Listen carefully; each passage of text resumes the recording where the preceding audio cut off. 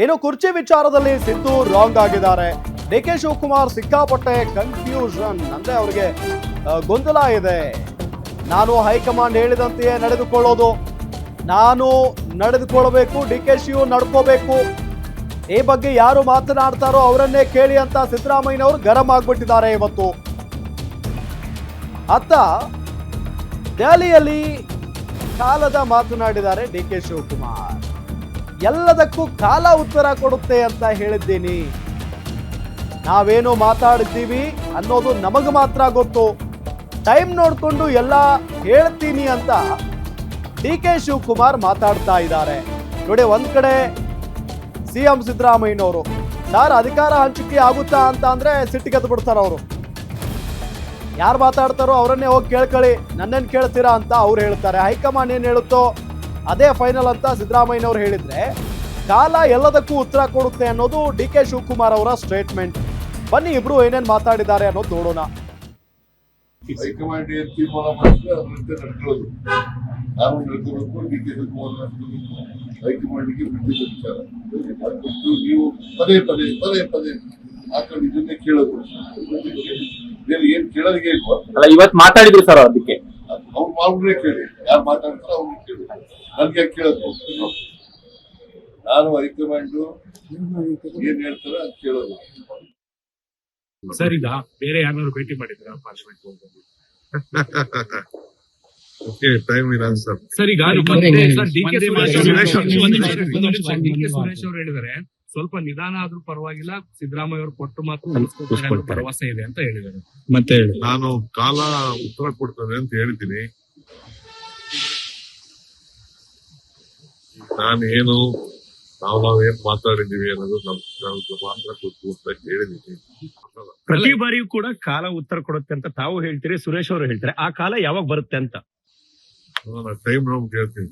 ಸರಿ, ಎಸ್, ಮಾರುತಿ ಪಾವಗಡ ಇಬ್ಬರ ಮಾತನ್ನು ಕೂಡ ನಾವು ಗಮನಿಸಿದ್ವಿ. ಒಂದ್ ಕಡೆ ಸಿಎಂ ಸಿದ್ದರಾಮಯ್ಯನವರು ಹೇಳ್ತಾರೆ ಹೈಕಮಾಂಡ್ ಏನು ಹೇಳುತ್ತೋ ಅದೇ ಫೈನಲ್ ಅಂತ ಹೇಳಿ, ಮತ್ತೊಂದ್ ಕಡೆ ಡಿ ಕೆ ಶಿವಕುಮಾರ್ ಅವರು ಹೇಳ್ತಾರೆ ಕಾಲ ಎಲ್ಲದಕ್ಕೂ ಉತ್ತರ ಕೊಡುತ್ತೆ ಅಂತ. ಇದನ್ನ ಹೇಗೆ ನೋಡ್ತೀರಿ ನೀವು? ಸಹಜ, ಇಬ್ಬರೂ ಕೂಡ ಡಿಸ್ಟರ್ಬ್ ಆಗಿದ್ದಾರೆ, ಅದರಲ್ಲಿ ಅನುಮಾನ ಇಲ್ಲ. ಸಿದ್ದರಾಮಯ್ಯ ಅವರು ಪ್ರತಿದಿನವೂ ಕೂಡ ನಾಯಕತ್ವ ವಿಚಾರ ರಾಜ್ಯದಲ್ಲಿ ಚರ್ಚೆ ಆಗ್ತಾ ಇದೆ. ಅದಕ್ಕೆ ಸಂಬಂಧಪಟ್ಟಂತೆ ಕಾಂಗ್ರೆಸ್ನ ಕೆಲ ಶಾಸಕರಿಗೆ ಬಹಿರಂಗವಾಗಿ ಹೇಳಿಕೆಯನ್ನು ಕೊಡ್ತಾ ಇರುವಂಥದ್ದು.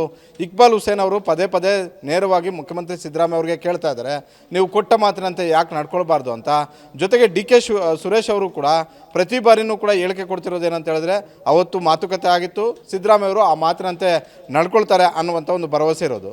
ಹೀಗಾಗಿ ಯಾವಾಗ ಇಂಥ ಹೇಳಿಕೆಗಳು ಬರ್ತಾವೆ ಸಹಜವಾಗಿ ಮಾಧ್ಯಮಗಳು ಕೂಡ ಅದನ್ನು ಸುದ್ದಿ ಮಾಡ್ತಾ ಇದ್ದಾವೆ. ಆದರೆ ಸಿದ್ದರಾಮಯ್ಯ ಅವ್ರಿಗಿರೋದು ಆಕ್ಷೇಪ, ಅಸಮಾಧಾನ ಏನು ಅಂತ ಹೇಳಿದ್ರೆ ಡಿ ಕೆ ಶಿವಕುಮಾರ್ ಮತ್ತು ಡಿ ಕೆ ಸುರೇಶ್ ಅವ್ರಿಗಿಂತಲೂ ಕೂಡ ಹೆಚ್ಚು ಅಸಮಾಧಾನ ಇರೋದು ಮಾಧ್ಯಮಗಳಲ್ಲಿ ಪ್ರತಿದಿನವೂ ಕೂಡ ಈ ಸುದ್ದಿ ಬರ್ತಾ ಇದೆ ಅಂತ. ಇದು ಸುದ್ದಿ ನಾವು ಮಾಡ್ತಾ ಇಲ್ಲ, ಸುದ್ದಿ ಮಾಡ್ತಾ ಇರೋದೇ ಕಾಂಗ್ರೆಸ್ನ ಶಾಸಕರು. ಕಾಂಗ್ರೆಸ್ ಶಾಸಕರಿಗೆ ಹೇಳಿಕೆಗಳು ಕೊಡ್ತಿರೋದ್ರಿಂದ ಅದು ಸುದ್ದಿ ಆಗ್ತಾ ಇದೆ. ಈ ಸುದ್ದಿ ವಿಚಾರಕ್ಕೆ ಸಿದ್ದರಾಮಯ್ಯ ಅವ್ರಿಗೆ ಅಸಮಾಧಾನ ಇರೋದು ನಿಜ. ಸಿದ್ದರಾಮಯ್ಯ ಅವರ ಹೇಳಿಕೆಯಲ್ಲಿ ಏನಿದೆ ಅಂತ ಹೇಳಿದ್ರೆ ಅವತ್ತಿಂದ ಇವತ್ತಿನವರೆಗೂ ಕಾಂಗ್ರೆಸ್ ಹೈಕಮಾಂಡ್ ಹೇಳಿದ್ರೆ ನಾನು ಬಿಟ್ಕೊಡೋದಕ್ಕೆ ರೆಡಿ ಇದ್ದೀನಿ, ಕಾಂಗ್ರೆಸ್ ಹೈಕಮಾಂಡ್ ಏನು ಹೇಳುತ್ತೋ ಅದಕ್ಕೆ ನಾನು ಬದ್ಧನಾಗಿದ್ದೀನಿ ಅಂತ. ಆದರೆ ಡಿ ಕೆ ಶಿವಕುಮಾರ್ ಅವರ ನಿಲುವು ಬೇರೆ ಇದೆ. ಅವತ್ತು ಮಾತುಕತೆ ಆಗಿರುವಂಥದ್ದು ನನ್ನ ಮತ್ತು ಸಿದ್ದರಾಮಯ್ಯ ಅವ್ರ ನಡುವೆ. ಹೀಗಾಗಿ ನಾವಿಬ್ಬರು ಕೂತ್ಕೊಂಡು ಆ ಸಮಸ್ಯೆಯನ್ನು ಬಗೆಹರಿಸ್ಕೊಳ್ಬೇಕು. ಆವತ್ತು ಮಾತುಕತೆ ಅಂತೆ ಆಗಿದ್ದೇ ನಡ್ಕೊಂಡಿದ್ದೇ ಆಗಿದ್ರೆ ಇಷ್ಟೊತ್ತಿಗೆ ನಾನು ಮುಖ್ಯಮಂತ್ರಿ ಆಗಬೇಕಾಗಿತ್ತು, ಸಿದ್ದರಾಮಯ್ಯ ಅವರು ನನಗೆ ಆ ಸ್ಥಾನವನ್ನು ಬಿಟ್ಕೊಡ್ಬೇಕಾಗಿತ್ತು. ಈ ಹತಾಶೆ, ಈ ಅಸಮಾಧಾನ ಡಿ ಕೆ ಶಿವಕುಮಾರ್ ಅವ್ರಿಗಿರೋದು. ಹೀಗಾಗಿ ಪದೇ ಪದೇ ಮಾಧ್ಯಮಗಳ ಮುಂದೆ ನಮ್ಮಿಬ್ಬರಿಗೂ ಮಾತ್ರ ಗೊತ್ತು, ಅದು ಕಾಲ ಬಂದಾಗ ಅದಕ್ಕೆ ಉತ್ತರ ಸಿಗುತ್ತೆ ಅನ್ನುವಂತಹ ಹೇಳಿಕೆಗಳನ್ನು ಕೊಡ್ತಾ ಇರುವಂಥದ್ದು.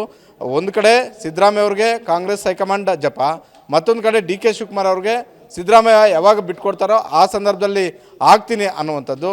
ಹೀಗಾಗಿ ಕಾಂಗ್ರೆಸ್ ಎಲ್ಲದಕ್ಕೂ ಕೂಡ ಉತ್ತರ ಕಂಡುಕೊಳ್ಬೇಕಾಗಿರುವಂಥದ್ದು, ಎಲ್ಲ ಪ್ರಶ್ನೆಗಳಿಗೂ ಉತ್ತರ ಕೊಡಬೇಕಾಗಿರುವಂಥದ್ದು, ಎಲ್ಲ ಸಮಸ್ಯೆಗಳನ್ನು ಬಗೆಹರಿಸಬೇಕಾಗಿರುವಂಥದ್ದು ಕಾಂಗ್ರೆಸ್ ಹೈಕಮಾಂಡ್ ವೀಕ್ ಆಗಿರೋದ್ರಿಂದ ಯಾವುದೇ ಸಮಸ್ಯೆಯನ್ನು ಭಾಳಷ್ಟು ಸಣ್ಣ ಸಮಸ್ಯೆಯನ್ನು ಕೂಡ ದೊಡ್ಡದು ಮಾಡಿಕೊಂಡು ಅದನ್ನು ಕ್ಲಿಷ್ಟವಾಗಿ ಮಾಡ್ತಾ ಇದೆ ಅಂತಲೇ ಹೇಳ್ಬೋದು. ಹೀಗಾಗಿ ಸಿದ್ದರಾಮಯ್ಯವ್ರಿಗೂ ಡಿಸ್ಟರ್ಬೇ, ಅದೇ ರೀತಿ ಡಿ ಕೆ ಶಿವಕುಮಾರ್ ಅವ್ರಿಗೂ ಕೂಡ ಡಿಸ್ಟರ್ಬ್ ಆಗಿದೆ ಅಂತಲೇ ಹೇಳ್ಬೋದು. Ram, okay, thank you Maruti Pavagada ತಮ್ಮೆಲ್ಲ ಮಾಹಿತಿಗಾಗಿ.